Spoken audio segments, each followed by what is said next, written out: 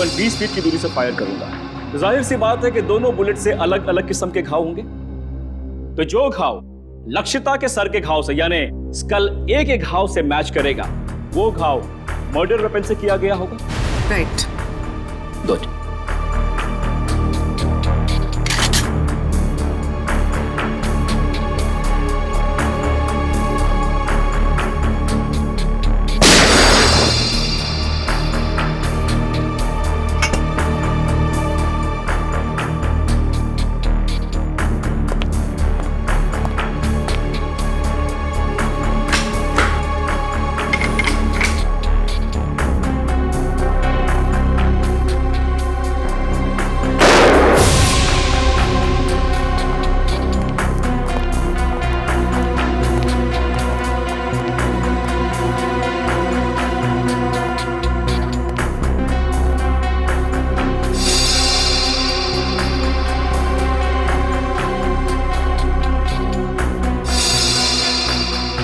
कहना बिल्कुल सही है सर, दोनों का खून राइफल से ही किया गया। हाई स्पीड बुलेट से जो घाव स्कल पर हुआ है, वही घाव लक्षिता के सर पर भी था।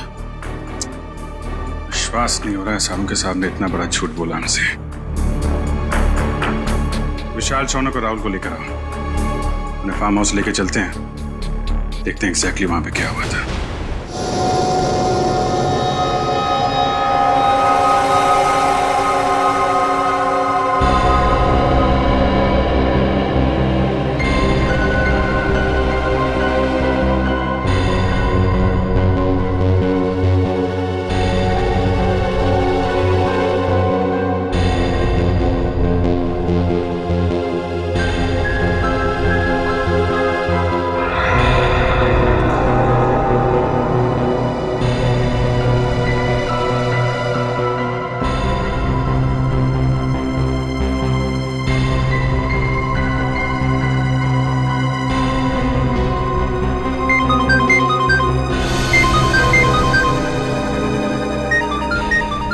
ये मेरा फोन है, मुझे लेने दो। डॉक्टर सालुंके, आप शांत हो जाइए। अगर आप इतना चिल्लाएंगे तो आपका बीपी हाई हो जाएगा। Private number? हेलो जी, 1 मिनट, आपके लिए फोन। Thank you. हेलो, कहाँ हो तुम? मैं दोपहर से तुम्हारा इंतजार कर रहा हूँ, फोन क्यों नहीं किया? देखो, हाँ मुझे याद है सब कुछ, दोहराने की जरूरत नहीं है। आ रहा हूं मैं वहां पर। क्या तुम्हारा दिमाग खराब हो गया? देखो, जो कुछ करना है मेरे साथ करना, उसे कुछ भी नहीं होना चाहिए। हाँ ठीक है, आ रहा हूं मैं।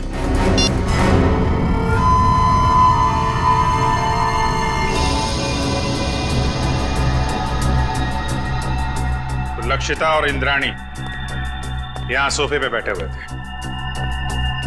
अब ठीक से याद करके बताओ कि 10 सितंबर की रात को यहां पे क्या हुआ था? क्या किया था तुम लोगों ने? सर, उस रात करीब 9-9:15 बजे होंगे सर। हम लोग पिस्तौल लेके जैसे ही फार्म हाउस के बाहर पहुंचे, यहाँ कोई वॉचमैन नहीं था। सर, हमने तय किया था कि हम पहले दोनों को शांति से समझाएंगे, अगर वो नहीं मानेंगी तो फिर उन पर गोली चलाएंगे। तो फिर तुमने उन्हें समझाने की कोशिश की? नहीं सर, जैसे ही हम लोग यहाँ पर पहुंचे, यहाँ पे बहुत अंधेरा था, सिर्फ टीवी की आवाज़ सुनाई दे रही थी। इससे पहले कि हम लोग कुछ करते, उन लोगों ने हम पे गोलियां चलानी शुरू कर दी। और उसके बाद तुम लोगों ने भी गोलियां चलानी शुरू कर दी? हाँ सर, क्या करते, उन्होंने शौनक को एक गोली मार दी थी। बस मेरी जान जाते जाते बची है सर, ये देखिए।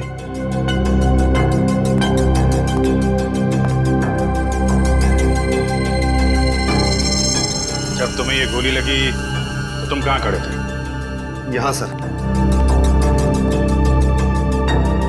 मैं यहाँ खड़ा था सर। जैसे ही मुझे गोली लगी, मैं वहां पर उस दीवार पर जाके टकराया और मेरा सर वहां पर लग गया।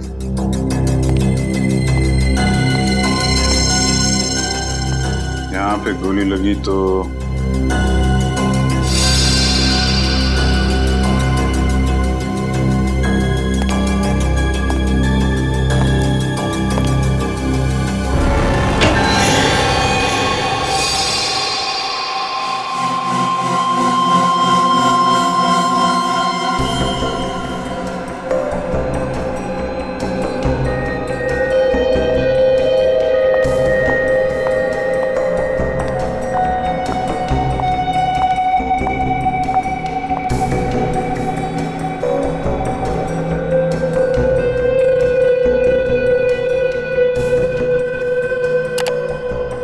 हरीकर, गाड़ी की बैक सीट पर जो खून के धब्बे मिले हैं उनकी जांच हो गई है। 2 अलग अलग लोगों का खून है और दोनों में औरत का डीएनए मिला है।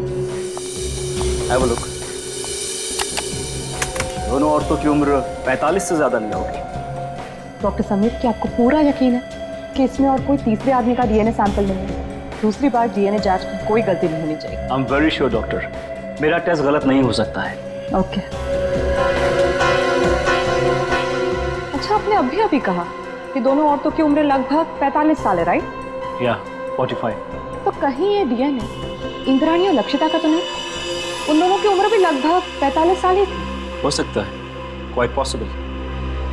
लेकिन ये कंफर्म करने के लिए उन दोनों औरतों के डीएनए से इस खून के डीएनए को मैच करना होगा। इन तीनों की बातों से और डॉक्टर समीर और तारिका की फॉरेंसिक रिपोर्ट से साफ साफ पता चलता है यहाँ पे सारा चक्रव्यूह जानबूझ के रचा गया है। Yes sir. अगर ये तीनों दरवाजे से ही गोली चला के भाग गए तो फिर शौनक का खून लक्षिता के शरीर के पास कैसे मिला? और सर, अगर दोनों यहाँ बैठी थी तो हमें इंद्राणी की लाश यहाँ नीचे कैसे मिली? हो सकता है गोली लगने के बाद वो वहां से उठ के भागी और यहाँ पे गिर पड़ी। और इस दीवार पे गोलियां कहां से चलाई गई? और तो और इन तीनों लोगों की उंगलियों के निशान इस घर में कहां से आए? अंगद, ये सारी कारीगरी उस अंगद की है। उसी ने इन तीनों की उंगलियों के निशान और ब्लड सैंपल यहाँ पे प्लांट किए हैं। और सर, अगर इंद्राणी और लक्षिता ने गोलियां चलाई होती तो हमें गन्स भी मिलती। गन्स तो हमें मिली नहीं है। करेक्ट। और सबसे बड़ी बात यह है कि गोली अगर दरवाजे की तरफ से चलती तो घाव सर के पीछे की तरफ होता है, सामने या साइड में नहीं। अब तो साफ हो गया है, डॉक्टर सालुंखे ने जानबूझ के गलत रिपोर्ट बनाई है ताकि हम इन तीनों पे शक करें। मगर सर, डॉक्टर सालुंखे ऐसा करेंगे क्यों? अब ये बात तो डॉक्टर सालुंखे ही बता सकते हैं और डॉक्टर साहब गायब हैं।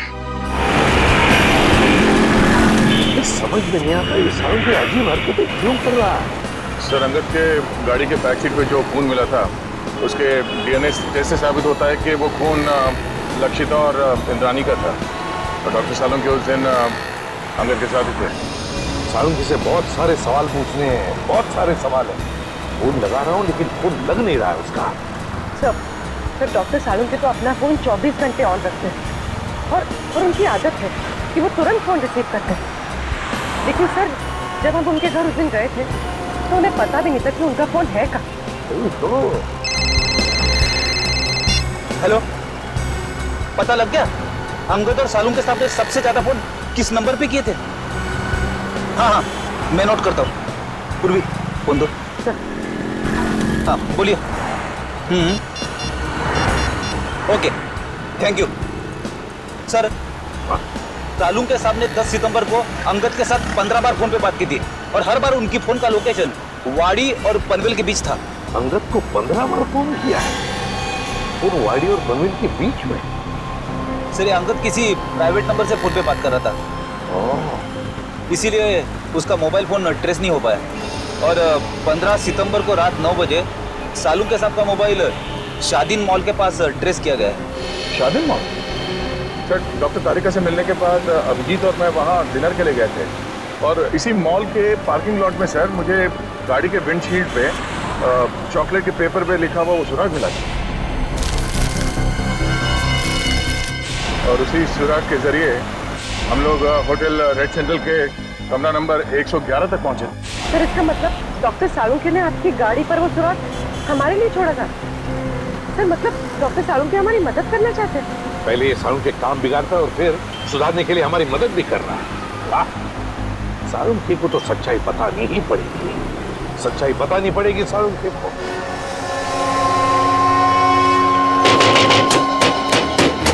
सालुंखे! सालुंखे! डॉक्टर साहब! सालुंखे साहब!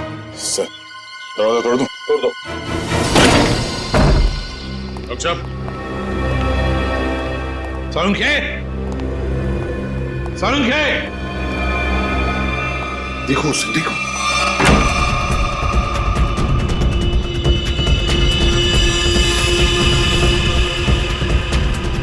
अबे पकिया, उठ, सीआईडी वाले आगे।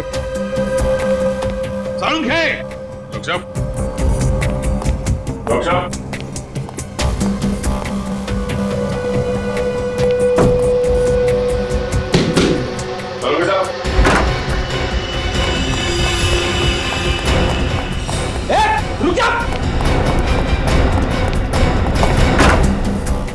Sir, Salunke sir.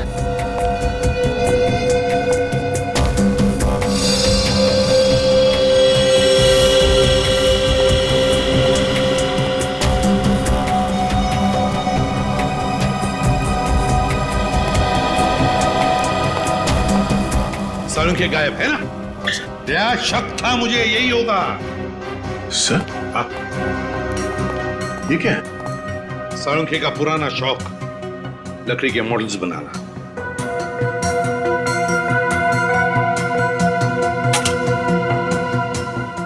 डॉक्टर साहब का मोबाइल सर है?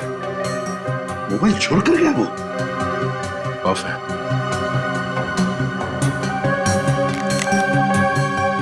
सर इसमें ना तो बैटरी है ना सिम कार्ड। बैटरी भी नहीं, सिम कार्ड भी नहीं।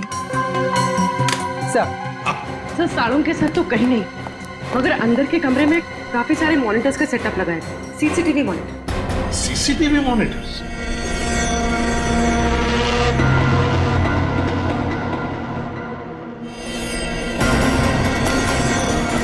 रुक जाओ वरना गोली मार दूंगा।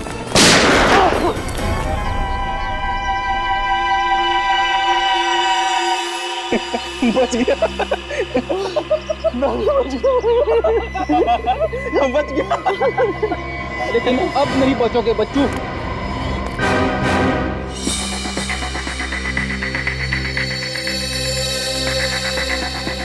सर हाँ?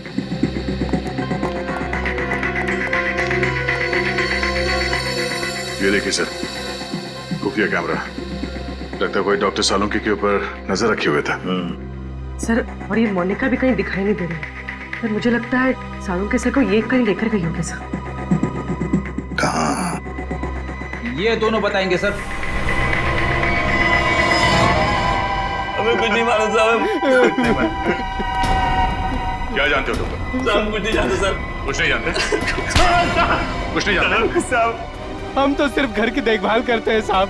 डॉक्टर साळुंके और मैडम मोनिका के जाने के बाद घर में कोई ना देख पाए सर। डॉक्टर साळुंके कहाँ है? हमें कुछ नहीं मालूम सर। तो छोटे मोटे टपोरी है सर। हमें कहा गया था इस घर पे नजर रख के, और जब भी कोई इधर ताक झाक करे तो हमें खबर कर दे। तुमने अभी तक ये नहीं बताया कि डॉक्टर साळुंके और मोनिका कहाँ है? बताओ। कैसे बताए सर? हमें खुद को नहीं पता। हमें तो इतना पता है कि जब तक राहुल, शौनम और विशाल को अदालत सजा नहीं दे देती तब तक डॉक्टर साळुंके को अपने कब्जे में रखने का है। सर हमने आपको सब कुछ बता दिया है सर, अपना जुर्म भी कबूल कर लिया है सर। और सर ये भी बता दिया है कि हमने लक्षिता और इंद्राणी का खून कैसे किया, फिर हमें यहाँ क्यों बिठा के रखा है। ये बताने के लिए कि इंद्राणी और लक्षिता का खून तुम लोगों ने नहीं किया। क्या? पर सर हमने तो सर अपने हाथों से लक्षिता और इंद्राणिया पे गोली चलाई थी सर। हाँ लेकिन वो दोनों पहले से ही मर चुकी थी। क्या? वो दोनों मर चुके थे? हाँ, मैं समझाता हूं। तुम तीनों ने गोलियां जरूर चलाई थी इंद्राणी और लक्षिता पर उनकी मौत जिन गोलियों से हुई वो गोलियां तुम लोगों ने नहीं चलाई। तो फिर वो गोलियां किसने चलाई? उस खूनी ने चलाई थी गोलियां जो तुम्हें इन दोनों के खून में फंसाना चाहता था। सर अगर हमने खून नहीं किया तो फिर हम जा सकते हैं सर?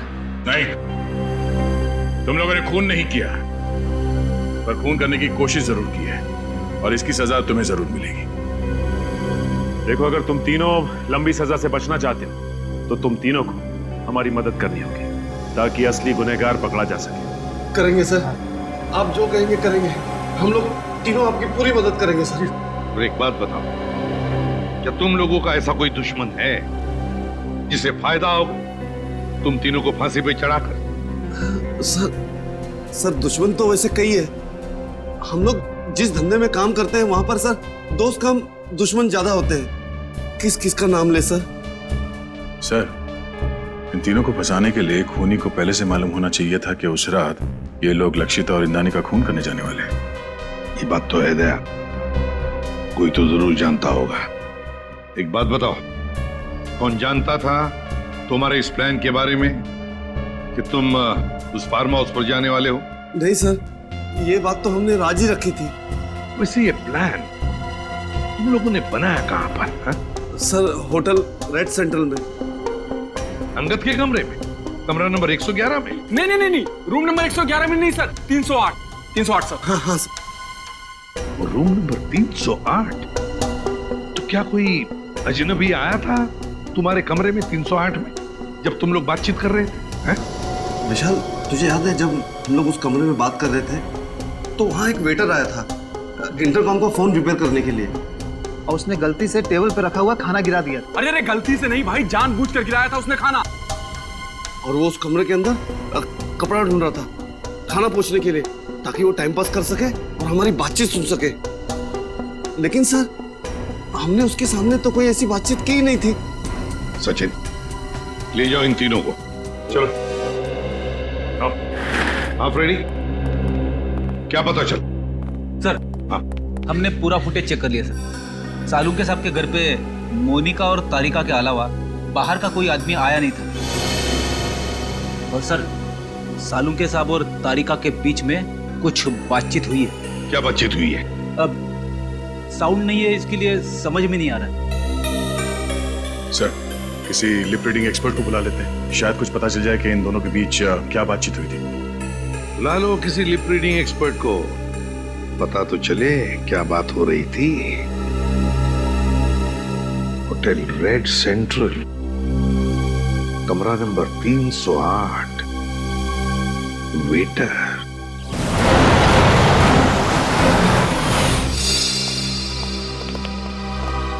हेलो सर, आप लोग फिर से यहाँ? हमें कमरा नंबर 308 दिखाओ, जहाँ पे शौनक, विशाल और राहुल ठहरे थे सितंबर 10 को। क्यों, क्या हुआ? क्यों क्या बात नहीं, पहले चाबी दो और उस वेटर अमित को बुला।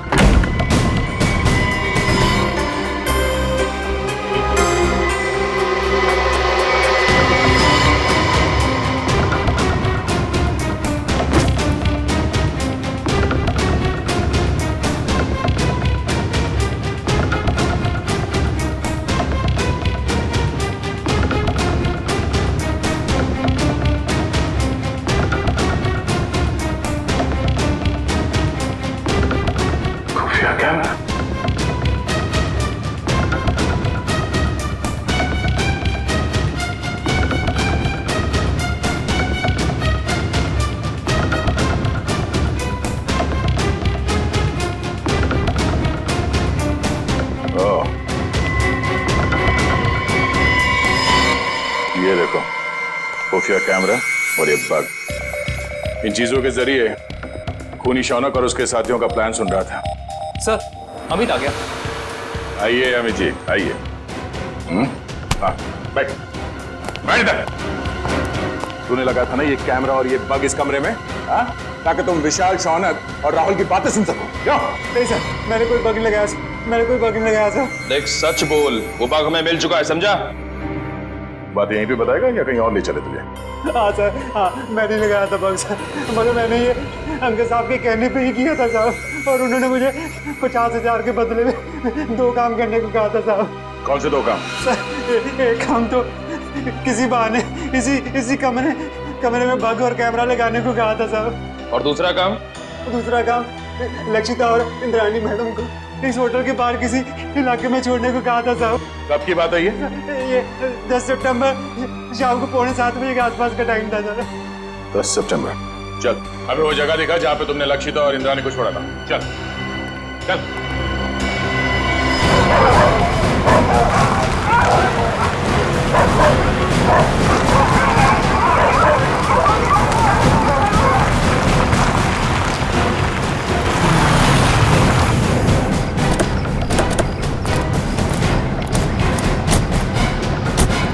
सर, यहाँ पे छोड़ा था मैंने, और सर वो दोनों वहाँ पे खड़े थे, वहाँ पे।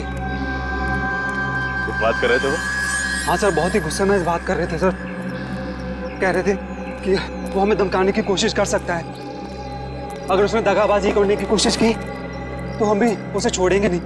लेकिन सर बाद में होटल में चला गया, उसके बाद क्या कुछ हुआ मेरे को सर पता नहीं। सर, इंस्पेक्टर विजय ने डॉक्टर सालुंखे और अंगद की गाड़ी को आखिरी बार यहीं आगे पास में ही देखा, और बाद में गाड़ी की बैक सीट पर उन दोनों औरतों के खून के निशान भी मिले। ऐसी जगह पे राइफल या स्पीड बुलेट का इस्तेमाल किया जा सकता है, खूनी ने राइफल का इस्तेमाल किया है, पिस्टल का नहीं। तो गोली 5 फीट की दूरी से नहीं, काफी दूर से चलाई गई है। एक काम कर, आसपास देखो कोई सबूत मिलता है क्या।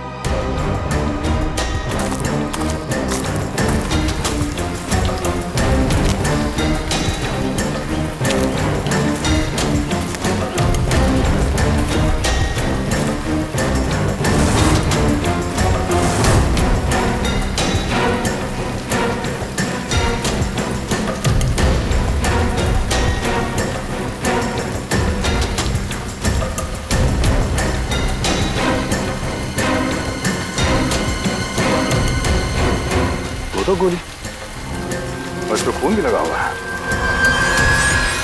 दो गोली एक ही जगह पे कैसे? मतलब जो भी हुआ यहीं आसपास कहीं हुआ है। सर, निकल।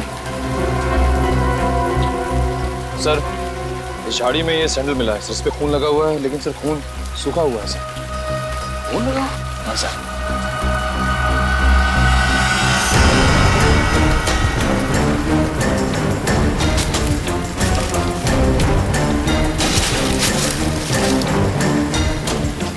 सर ये तो लक्षिता मैडम का बैग है, मुझे अच्छी तरह से याद है। उस दिन होटल में वो यही बैग लेकर आई थी। लक्षिता मैडम का बैग? कैसे? तो खून लगा हुआ है, इस बैग पे जो उंगलियों के निशान है जरूर उस खूनी के होंगे। और वो खूनी भी ज्यादा दूर नहीं गया होगा।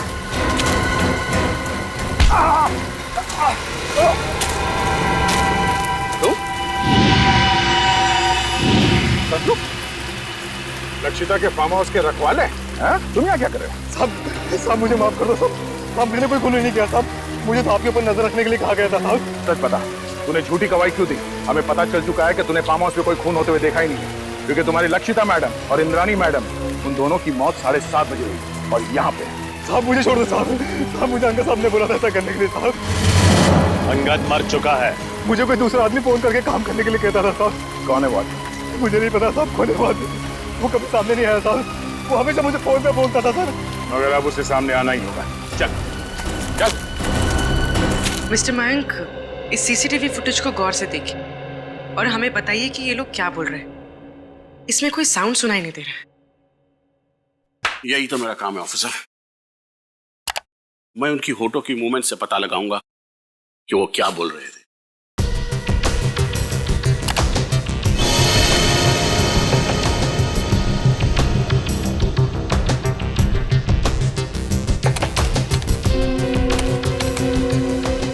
ACP sir,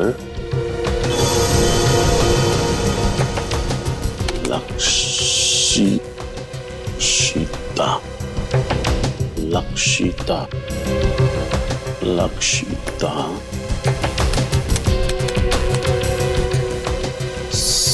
CID team.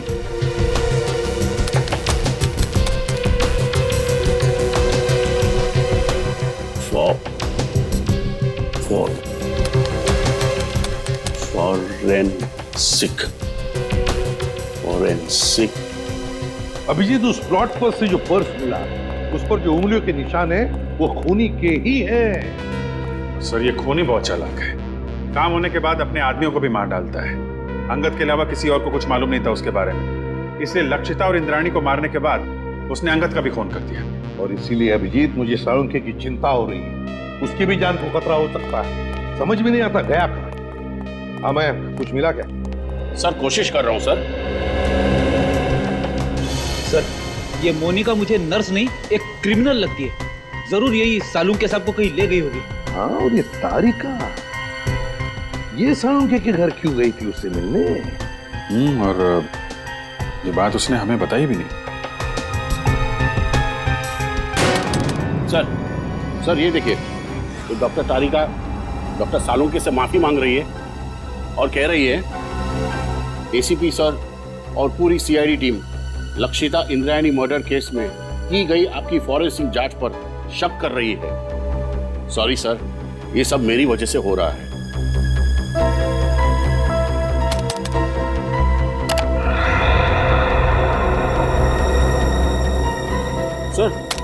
Sir ये भी देखिए, डॉक्टर सालुंग के किसी के साथ फोन पर गुस्से में बात कर रहे हैं और कह रहे हैं जो करना है मेरे साथ करो, उस लड़की को कुछ नहीं होना चाहिए, मैं आ रहा हूं। उस लड़की को जाने दो। है कौन ये लड़की अभिजीत जिसे सालुंग के बचाने की कोशिश कर रहा और फिर खुद गायब हो गया? कहां गायब हो गया ये सालुंग के? ये सारा चक्कर क्या है?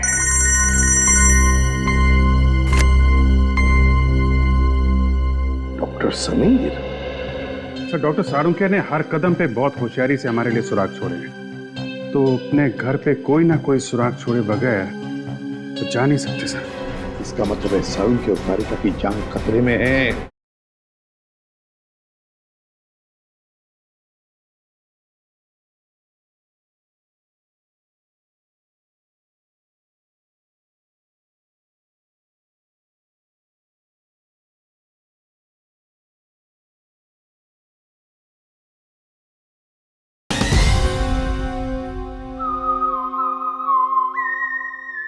ये देखिए सर, ये तो हाई स्पीड बुलेट है। यस सर, और ये .22 कैलिबर की राइफल से फायर की गई थी। लक्षिता और इंद्राणी के शरीर पर जो घाव थे वो इन्हीं बुलेट से हुए थे सर। ओह,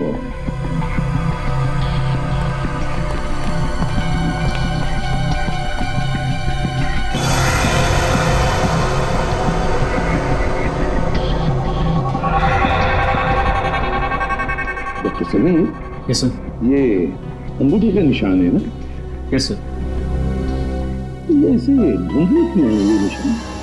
ये ठीक से मिले नहीं? नो सर, ये धुंधला नहीं है, ये निशान ऐसे ही है। I explain. ये देखिए सर, खून से सनी हुई बाकी उंगलियों के निशान हैं इस बैग पर, लेकिन अंगूठे का निशान नहीं है सर।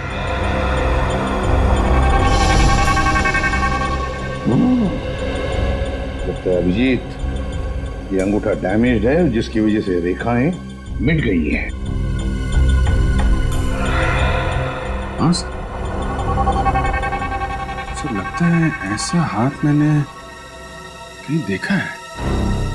बिल्कुल सही अभिजीत, मैंने भी ऐसे अंगूठे वाले आदमी को देखा है।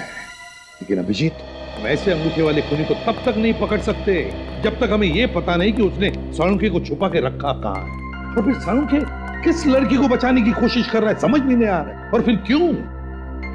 तो अब क्या करें सर? कुछ तो जरूर करेंगे, कुछ तो जरूर करेंगे। सालुंखे को तो ढूंढना ही है। जरा सोचो, सालुंखे ने फोरेंसिक का रिपोर्ट गलत बनाया था ताकि हम उस पर शक करें, और फिर उन्होंने दया के लिए होटल रेड सेंट्रल का सुराग छोड़ा, उसकी गाड़ी के वाइपर पे। उन्हें पता था कि हम उनके घर पे पूछताछ करने जरूर जाएंगे और हमें पता चल जाएगा कि उनके घर पे सीसीटीवी कैमरे लगाए गए हैं। सर, डॉक्टर सालुंखे ने हर कदम पे बहुत होशियारी से हमारे लिए सुराग छोड़े हैं, तो अपने घर पे कोई ना कोई सुराग छोड़े बगैर तो जा नहीं सकते सर। लेकिन सर, हमें उनके घर पर ऐसा कुछ भी नहीं मिला था। है सुराग है। कौन सा सुराग सर? घर रेडी, घर, एक लकड़ी का छोटा सा घर। सीसीटीवी फुटेज में हमने देखा है कि सालुंखे के घर से बाहर जाने से पहले एक छोटा सा घर बना रहा था। वो घर तो डॉक्टर तारिका के घर जैसा है सर। हाँ, तारिका कहाँ है? डॉक्टर समीर, तारिका कहाँ है? सर, अंदर की कार सीट पर जो खून के धब्बों के निशान मिले थे, उनकी जांच करने के बाद वो कहीं चली गई है। उसका फोन भी नहीं लग रहा है। मतलब डॉक्टर सालुंखे फोन पे जिस लड़की को बचाने की बात कर रहे थे वो डॉक्टर तारिका है। हाँ अभिजीत, सालुंखे तारिका के घर ही गया है। इसका मतलब है सालुंखे और तारिका की जान खतरे में है।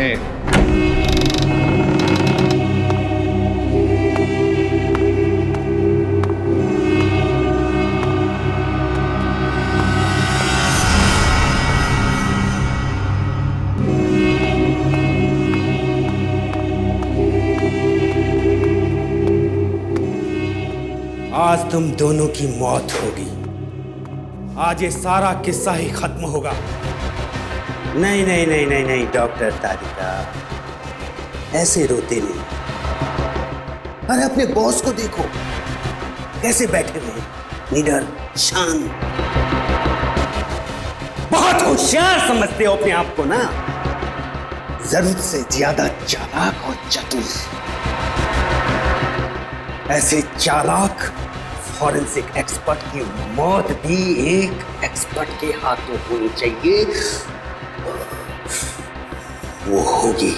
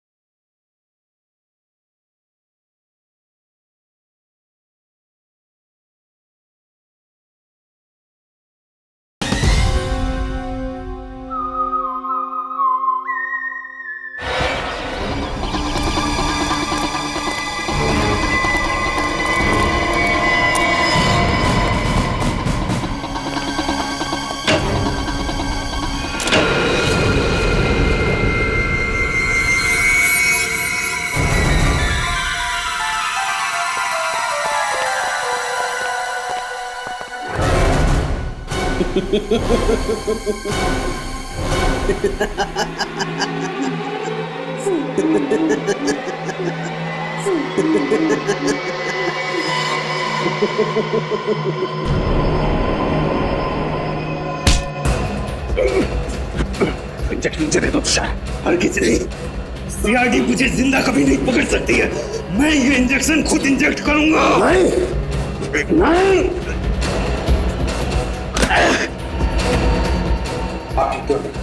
तुम ठीक हो डॉक्टर तारिका? बहुत होशियारी दिखा दी तुमने तुषार। बता तेरे साथी मोनिका कहाँ? मैंने सिर्फ जहर का इंजेक्शन दिया है, साथी तक को नहीं छोड़ा। पंकज जल्दी से मोनिका के पास जा और से हॉस्पिटल पहुंचा। अब तेरा खेल खत्म तुषार। तूने डॉक्टर सालुंखे को बेईमानी करने पर मजबूर किया, लेकिन उन्होंने बेईमानी में भी ईमानदारी दिखाई और हमारे लिए सुराग छोड़ते गए। आपने मुझे धोखा दिया डॉक्टर साहब। अगर मुझे फांसी नहीं हुई तो जेल से निकलने के बाद मैं सीधे आपका खून करूंगा। अगर दोबारा डॉक्टर सालुंखे के साथ ऐसे बात की तो तू बोलने लायक भी नहीं रहेगा।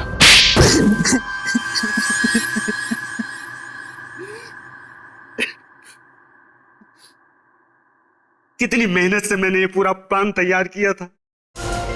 एक तीर में 5 शिकार, लक्षिता, इंद्राणी, राहुल, विशाल, शौनक, सबको एक साथ अपने रास्ते से हटाने का प्लान बनाया था मैंने। इंद्राणी और लक्षिता को तुमने क्यों मारा? क्योंकि मैं इनकी पूरी जमीन हड़पना चाहता था, इसलिए मेरे लिए इनका मरना बहुत जरूरी था। मैंने इन्हें इस तरीके से मारा कि इनके खून के इल्जाम में ये तीनों फंस जाएं और इन्हें फांसी की सजा हो जाए, क्योंकि इन तीनों ने लक्षिता और इंद्राणी को जान से मारने की धमकी दी थी। इसलिए सबको यही लगता कि खून इन तीनों ने किए। लेकिन इस सब में डॉक्टर सालुंखे को क्यों फंसाया तुमने? क्योंकि सीआईडी डॉक्टर सालुंखे पर बहुत भरोसा करती है। उनकी फॉरेंसिक रिपोर्ट के आधार पर केस की तहकीकात आगे बढ़ाती है। यहाँ तक कि अदालत में फॉरेंसिक रिपोर्ट को बहुत महत्व दिया जाता है। इसलिए मैंने डॉक्टर सालुंखे को गलत फॉरेंसिक रिपोर्ट बनाने के लिए मजबूर किया। तुम्हारा दिमाग खराब है? तुमने पूरी की पूरी सीआईडी टीम के पीछे अपने स्नाइपर लगा रखे? वो भी बहुत अच्छे स्नाइपर। इनका निशाना कभी चूकता नहीं है डॉक्टर साहब। इसलिए मेरे कहे अनुसार अगर आपने इस मर्डर केस में इस फॉरेंसिक रिपोर्ट में बदलाव नहीं किया ना तो क्या? तो मैं आपकी पूरी सीआईडी टीम को एक साथ एक समय मरवा डालूंगा। मेरी मदद करेंगे ना? देखो तुम, आप मेरी मदद करेंगे। अगर आपने एक भी सीआईडी ऑफिसर को इन्फॉर्म करने की कोशिश की ना तो मैं पूरी की पूरी सीआईडी टीम को खत्म कर दूंगा। जरा सोचिए डॉक्टर साहब, 16 साल पुराने आपके दोस्त और सीआईडी टीम, इन सबकी मौत के जिम्मेदार आप होंगे। आप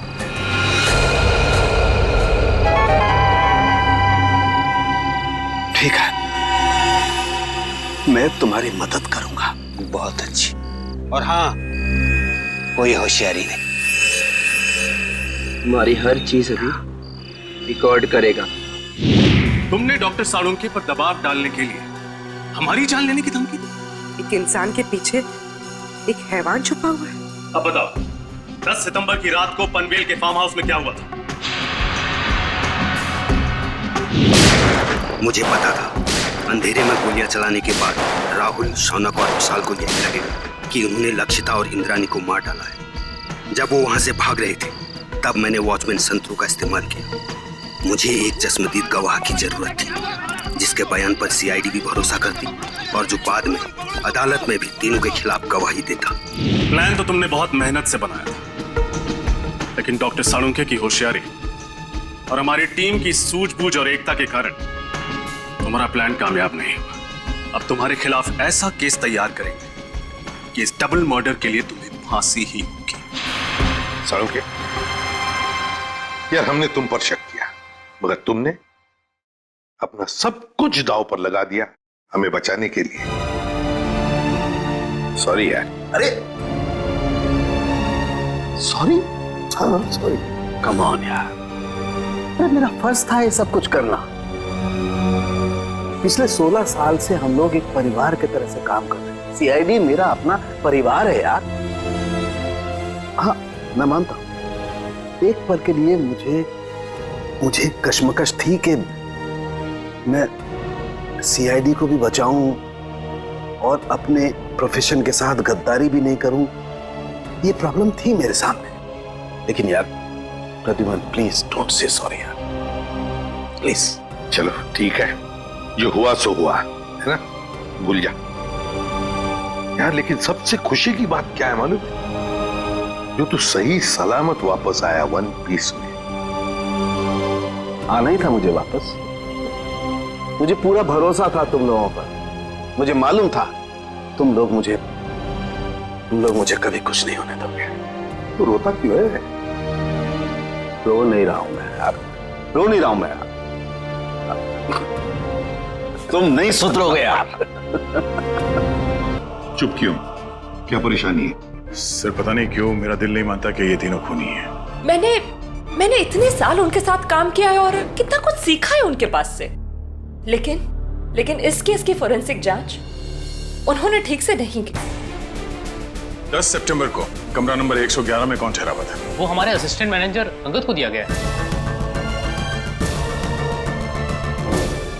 अरे ये तो वही है। विजय सर को बुलाता हूँ।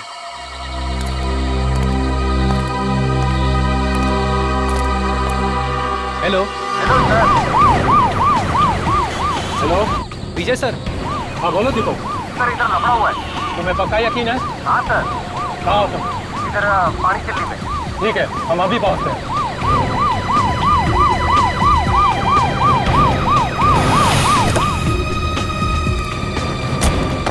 सर कहाँ है गाड़ी? सर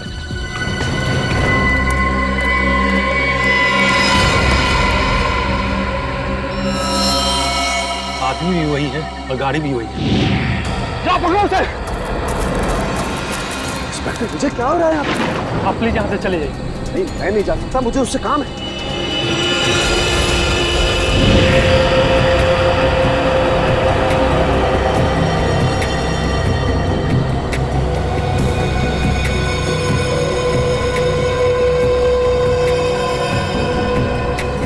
अब क्या करें सर?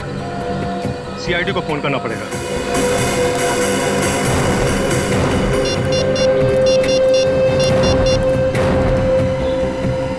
हेलो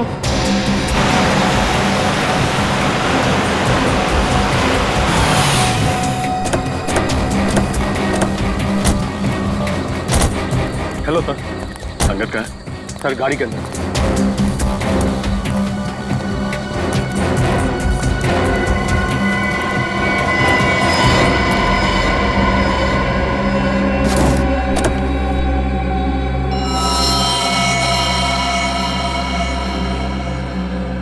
एक ही बार में गले की नस काट दी है। लगता है सर मरे हुए काफी समय हो गया। देखो गाड़ी में और क्या क्या मिलता है।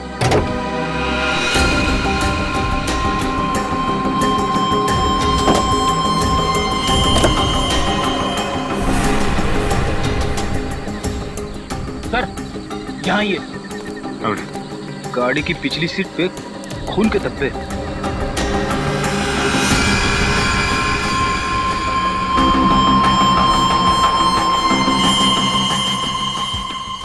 सर अंगद की लाश तो ड्राइवर सीट पर है, फिर गाड़ी के पीछे वाली सीट पर खून के धब्बे कैसे हैं? हाँ बोलिए, ये बात तो है। आपको कैसे पता चला कि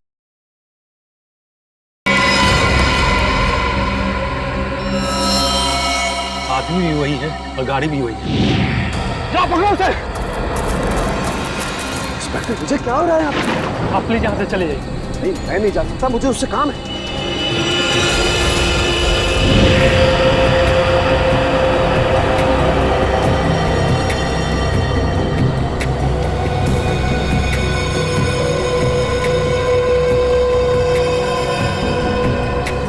अब क्या करें सर?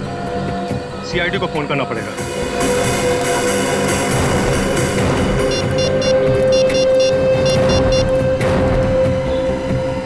हेलो,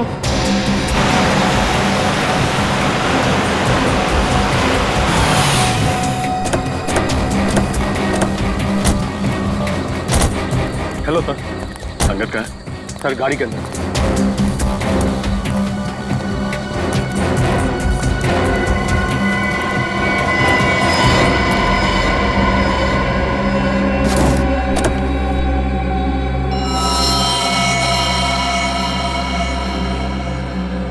एक ही बार में गले की नस काटती है। लगता है सर मरे हुए काफी समय हो गया। देखो गाड़ी में और क्या क्या मिलता है।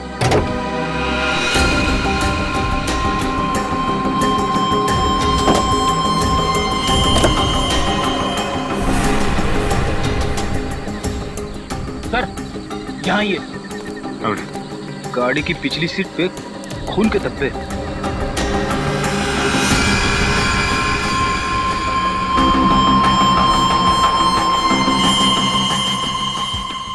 सर अंगद की लाश तो ड्राइवर सीट पर है, फिर गाड़ी के पीछे वाली सीट पर खून के धब्बे कैसे हैं?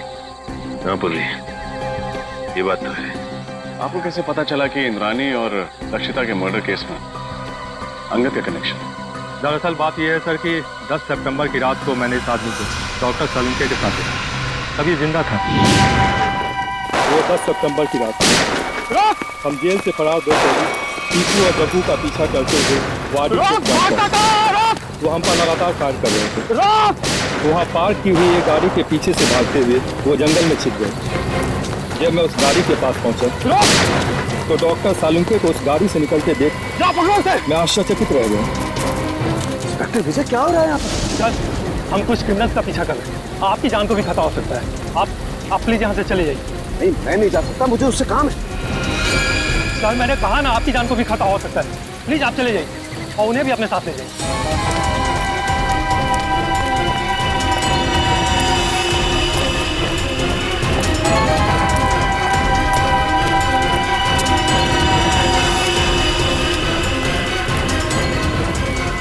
10 सितंबर को आपने डॉक्टर सालुंके को अंगद के साथ देखा था। 10 सितंबर को तो इंद्राणी और लक्षिता का खून हुआ था। सर हमने उनसे कहा था कि वो दोनों वहां से चले जाएं। वहां गोलियां चल रही थी, उनकी जान को खतरा था, लेकिन डॉक्टर सालुंके जिद करने लगे कि उन्हें इस आदमी से कुछ जरूरी बात करनी है। एक बात समझ में नहीं आई, लक्षिता और इंद्राणी के मर्डर से पहले सालुंके साहब अंगद को कैसे जानते थे, और आखिर ऐसी क्या बात थी कि वो उस रात अंगद से मिलने गए? ये सवाल तो डॉक्टर सालुंके से एसीपी सर ही पूछ सकता है। ये रही डॉक्टर सालुंके तैयार की गई फॉरेंसिक रिपोर्ट जो उन्होंने सितंबर 11 को तैयार की थी, और इस फोल्डर में दोबारा की तैयार की गई पोस्टमार्टम रिपोर्ट है जो तारिका और मैंने मिलकर तैयार की। और क्या अंतर है दोनों में? डॉक्टर सालुंके की रिपोर्ट के मुताबिक इंद्राणी और लक्षिता का खून रात 9 और 11 बजे के बीच हुआ, जबकि सच तो यह है कि दोनों की मौत रात 8 बजे के पहले हो चुकी थी।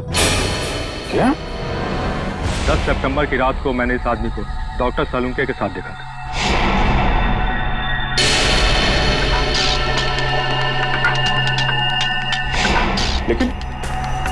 लेकिन डॉक्टर सालुंके ऐसी गलती कैसे कर सकते हैं? मुझे भी हैरानी हो रही है अभिजीत।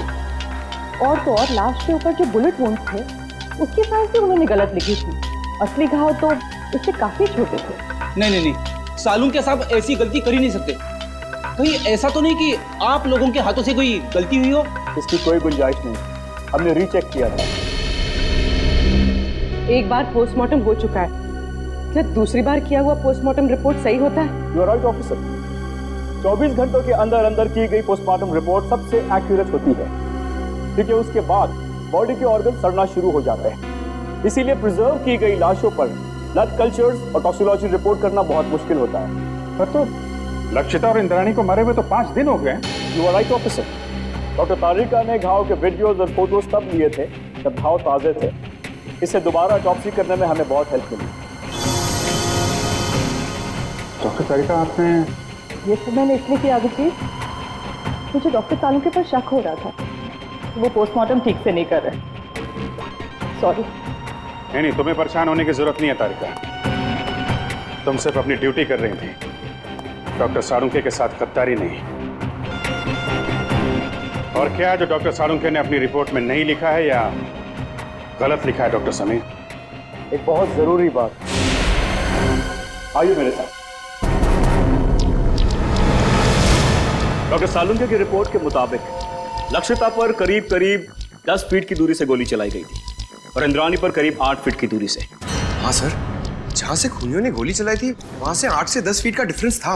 लेकिन घाव के टिश्यू कल्चर से हमें ये पता चला कि खूनी ने लगभग 20 से 25 फीट की दूरी से गोली चलाई थी और खून पिस्टल से नहीं बल्कि स्नाइपर राइफल से हुआ था। स्नाइपर राइफल से? सर, कोई घर में स्नाइपर राइफल यूज क्यों करेगा? और वैसे भी विशाल, शौनक और राहुल ने कहा था कि उन्होंने पिस्टल इस्तेमाल की थी और सर्चिंग के टाइम हमें कोई राइफल मिली भी नहीं थी। और डॉक्टर तारिका, फार्म हाउस से हमें ये 9mm बुलेट्स मिले, किसी राइफल के बुलेट्स नहीं। यही बात तो हम साबित करना चाहते हैं रजत, कि खूनी ने पिस्टल से नहीं बल्कि राइफल की हाई स्पीड बुलेट से खून किया था। और जब वो गोलियां लक्षिता और इंद्राणी के शरीर से बाहर निकल गई तब खूनियों ने वो गोली कहीं छिपा दी हो। ये बात मैं आप सबको डेमोन्स्ट्रेट करके एक्सप्लेन कर सकता हूँ। ये स्कल ए है, इस पर हमने ठीक उसी साइज का छेद किया है जो लक्षिता के सर पे, और स्कल बी और स्कल सी बिल्कुल सही सलामत है। मैं अभी आप लोगों के सामने स्कल बी पर .22 पिस्टल से 10 फीट की दूरी से फायर करूंगा और स्कल सी पर स्नाइपर राइफल से तकरीबन